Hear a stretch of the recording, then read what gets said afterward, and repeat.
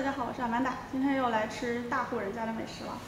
大家有看过《红楼梦》的，应该有印象，在宝玉生辰的那一天呢，他房里的方官有吃几样小菜，其中有一样令人印象很深刻，叫酒酿清蒸鸭子。那据红学家考证啊，说他们吃鸭子的这一天，应该差不多就是5、6月份的时候，就是现在这个时节，靠近端午。应该很多小伙伴小时候家里有端午吃鸭子的习俗吧，所以今天来吃一个《红楼梦》里头的酒酿清蒸鸭子。虽然我在史料里找不到酒酿鸭子的具体做法，但大家可以展开想象的翅膀嘛。《红楼梦》故事发生在金陵，也就是现在的南京。那南京人怎么吃鸭子呢？显而易见是盐水鸭，所以我参考了盐水鸭的做法，做出了这道酒酿清蒸鸭子。之前在减脂便当里，我做过简易版的盐水鸭，但这个鸭子毕竟是《红楼梦》里大户人家吃的，做法肯定要讲究。先来炒个盐，粗海盐20克，放锅里小火炒到微微发黄，关火，放入花椒、小茴香、八角、丁香、陈皮，用量这么多。这里头陈皮和丁香特别重要，是我的独家私房鸭子专用去腥香料。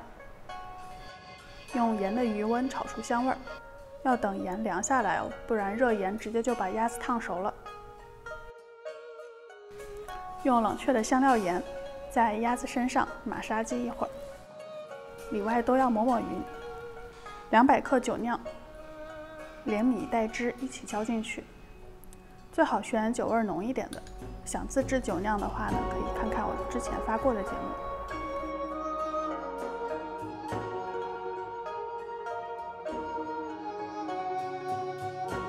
鸭子要冷藏腌制隔夜才能完全入味儿，还要准备一点笋干，也泡水隔夜。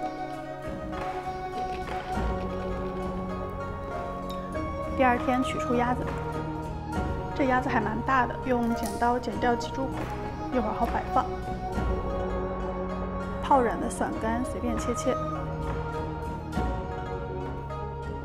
找个大而深的盘子，我用了之前提到过古人用来温酒的旋子，因为是纯铜制的，会氧化，所以包了个锡纸，放上鸭子，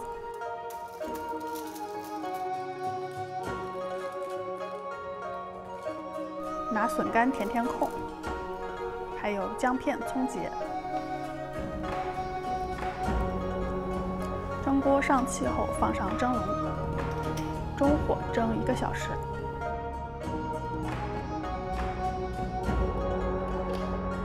快好的时候撒几粒枸杞一起焖一会儿。为啥要蒸1个小时这么长时间？因为我觉得鸭子要蒸到酥烂透，可以用手撕着吃，这种程度味道才好。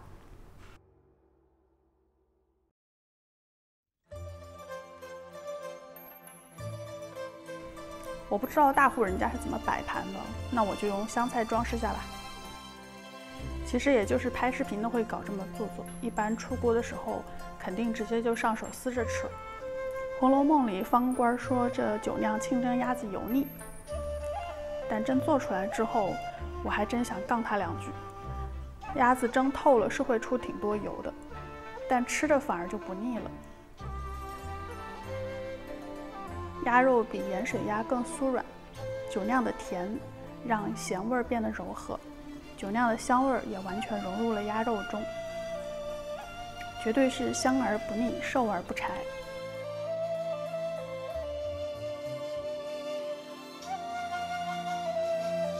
普通的盐水鸭比起来，我觉得会更多一点那个酒酿的香味，但其实你吃起来没有特别明显的甜味，就总之还挺好吃，比我想象中好吃很多。